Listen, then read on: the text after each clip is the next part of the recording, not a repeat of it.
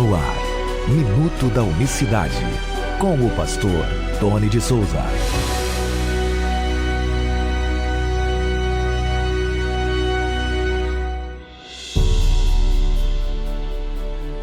Olá, queridos, graça e paz vos sejam multiplicadas da parte do nosso grande Deus e Salvador, Jesus Cristo. Hoje é segunda-feira, 4 de setembro de 2023. Até aqui nos ajudou o Senhor. Muito bom dia. Que a sua semana seja abençoada, assim como esse mês que está começando agora.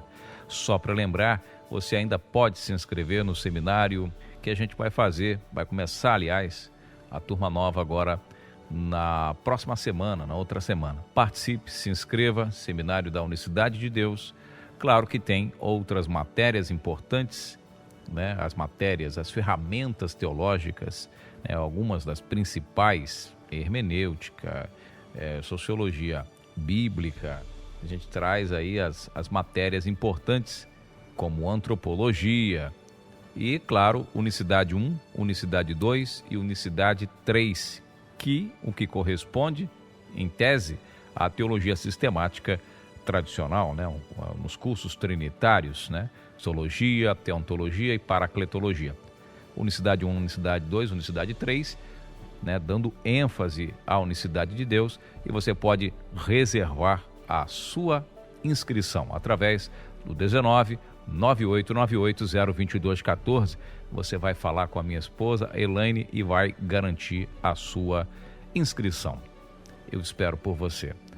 E agora glorifica-me tu, ó Pai, junto de ti mesmo, com aquela glória que tinha contigo antes que o mundo existisse. É um trecho da oração do Senhor Jesus no Evangelho de João. Está narrado lá aquela oração gloriosa, amada por trinitarianos e também por unitaristas, né? Eles gostam muito desta oração. Se você for observar, ler essa oração com cautela, você vai ver que um dos personagens da Trindade, ele não é mencionado nessa oração, né? Ele não é mencionado aqui, assim com muita ênfase, assim como os outros dois, em tese, são mencionados. Mas o fato que esse é um dos versículos mais utilizados pelos defensores da Trindade para mostrar a Trindade.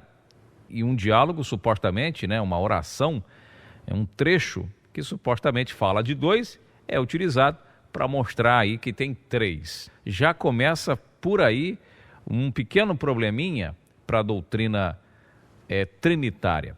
O Filho pedindo para ser glorificado pelo Pai com a mesma glória que tinha antes que o mundo existisse.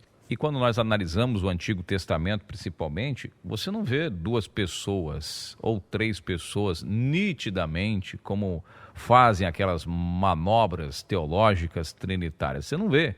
Inclusive, lá no livro de Isaías, capítulo 42, o Senhor fala por intermédio do profeta, e o Senhor aí, você sabe que essa palavra deu lugar, a palavra Jeová, no caso, é substituída, ou Yahvé, é substituída por Senhor ao longo da história.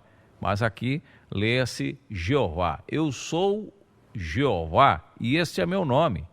A minha glória, pois, a outro não darei, vírgula, nem meu louvor a imagens de escultura.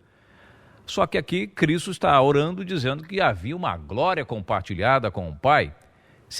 Antes que o mundo existisse, diga-se de passagem, antes do mundo ser feito, se essa glória existe antes do mundo ser feito, o primogênito de toda a criação, se na interpretação tanto trinitária quanto unitarista, é o Senhor Jesus. Na interpretação equivocada lá de Colossenses capítulo 1, verso 15, que ele é o primeiro a ser criado. Se ele é o primeiro a ser criado, outra tese da Trindade cai por terra. Por quê? Porque ele é eterno, segundo a própria teologia trinitariana. Se é eterno, como que ele foi feito? O primeiro de todas as coisas. Deixa de ser eterno. É um atributo que tira do Senhor Jesus por completo, porque se ele foi feito, se a interpretação de Colossenses capítulo 1 significa que ele foi feito primeiro, se tem um momento, nem que seja na eternidade, em que ele é criado, aliás, esse é o argumento que utiliza também quando são encurralados com essas questões. Os trinitários falam, não, mas ele foi feito na eternidade. Se ele foi feito na eternidade, ele é eterno. Bom, tudo que existe foi feito a partir da eternidade. Deus estava na eternidade criando tudo.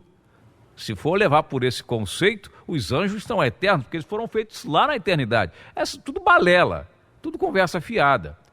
Cada vez vai se aprofundando nas desculpas, vai se enrolando cada vez mais. Bom, mas voltando aqui, é claro que nós estamos no minuto da unicidade. Eu estou dando o ponto de partida para você, né, organizar o seu estudo, ou te dando aqui, né, um ponto de partida para você entender essa oração do Senhor Jesus, especificamente nesse texto, porque ele diz que havia uma glória compartilhada com o Pai antes que o mundo existisse. E aí a prova de 2, essa oração por causa do suposto diálogo, que aqui não tem diálogo, tá? Diálogo é quando duas pessoas falam, é quando há uma conversa, e aqui não há conversa, aqui só tem um falando. Tanta coisa para você observar, para não ficar aí, né? Ah, meu Deus, e agora o mundo acabou. Ele está falando da cruz.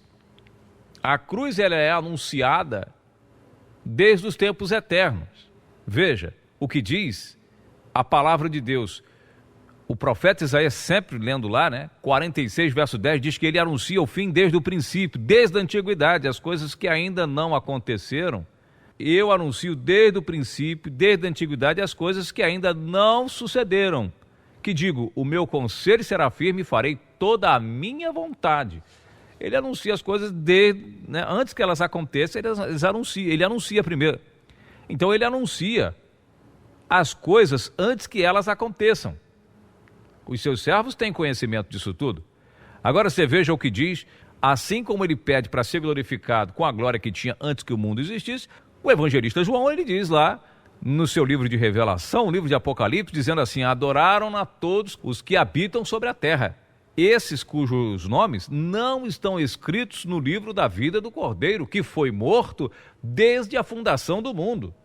Apocalipse capítulo 13, verso 8, dizendo que o Cordeiro foi morto antes da fundação do mundo, ou desde a fundação do mundo.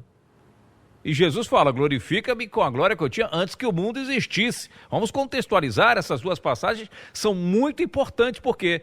Porque o Cordeiro só foi existir a partir do ano 0 da nossa época. Agora, né? Estamos em 2023, no ano 0. E quando Cristo o Cordeiro veio a nascer, a existir, que Cordeiro está falando de sacrifício, está falando do corpo físico, de sangue derramado, veio existir agora, em se tratando de eternidade.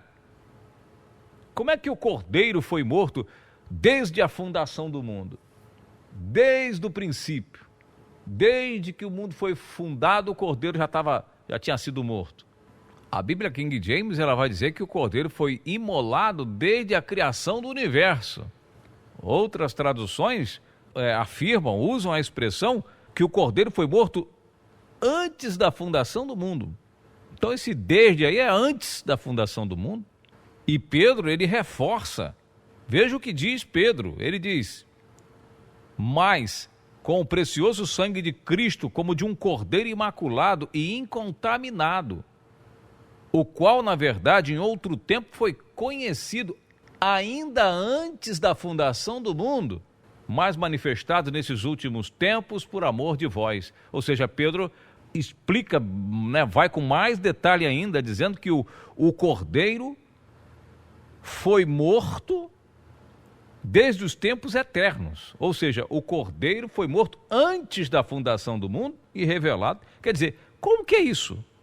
Percebemos assim, meus queridos e amados irmãos que acompanham o Minuto da Unicidade nesta segunda, começando a semana, que quando ele ora para que seja glorificado com a glória que tinha antes que o mundo existisse, ele está falando disso. Ele está orando justamente, aquela oração antecede a cruz. A glória de Cristo, do Cordeiro, que ele está falando ali, está sendo anunciada desde os tempos eternos. Ele não tá, ali não é duas pessoas, ali não havia dois dividindo a glória, porque como nós dissemos aqui, o profeta Isaías diz, a minha glória eu não divido, não vou dar para outro. Jeová tem glória exclusiva. Salmo 24 diz que ele é o Senhor da glória, o Rei da glória. E o apóstolo Paulo concorda com o salmista Davi, dizendo, olha, crucificar, se eles tivessem sabedoria, não teriam crucificado o Senhor da glória. 1 Coríntios capítulo 2, verso 8, a qual nenhum desses príncipes deste mundo conheceu, porque se a conhecesse, nunca crucificariam ao Senhor da glória, ou seja, o dono da glória, o Jeová. Sabe o que é Senhor? É dono. O dono da glória, presta atenção você que está acompanhando o Minuto da Unicidade aqui, o dono da glória, dono, propriedade exclusiva, o dono da glória não tem glória compartilhada com ninguém, se é que você me entende, não divide glória com ninguém, ou não pega carona na glória de ninguém, ele é o Senhor, ele é o dono da glória, é o que Paulo está falando, leia aí na sua Bíblia, 1 Coríntios 2,8, se conhecesse, nunca teria crucificado o Senhor da glória, e essa crucificação, ela vem desde os tempos eternos, segundo Apocalipse, capítulo 13, verso 8, e também segundo o apóstolo Pedro, 1 Pedro 1, 19 e 20, foi morto antes da fundação do mundo. Você está entendendo? Quando ele ora, ele faz uma oração como homem, como servo, como sumo sacerdote, glorifica-me, chegou a hora de ser glorificado, chegou a hora de cumprir essa promessa que está sendo anunciado muito antes disso tudo estar acontecendo. Louvado e engrandecido seja o nome do Senhor Jesus. Sendo assim, se ele ora para que seja glorificado com a glória que tinha contigo, né? Ai, meu português está claro. A Bíblia não é um livro para ser lido assim. Não tem dois dividindo glória. Deus não divide glória com ninguém. Ele está noutra linha. Ele está em outro time na sua oração, se é que você me entende. Não é com essa mente contaminada pela doutrina trinitária do Vaticano que você vai entender os mistérios de Deus. Então ele está orando noutro sentido, é outra coisa. Não é meramente o português, claro e óbvio, não é apenas a lógica, não é apenas a questão óbvia do ser humano que você vai entender as coisas espirituais. Aliás, as coisas espirituais não se entendem com lógica humana, é pelo Espírito. E ninguém diz que que Jesus é o Senhor, a não ser pelo Espírito. Vou ficando por aqui, lembrando a você que você ainda pode adquirir o livro Jesus, o único Deus verdadeiro, a maior revelação da Bíblia, também através do mesmo número, 199898-02214. Amanhã nós voltaremos com mais uma edição do Minuto da Unicidade. Tenha um excelente dia, uma excelente semana. Até lá. Minuto da Unicidade.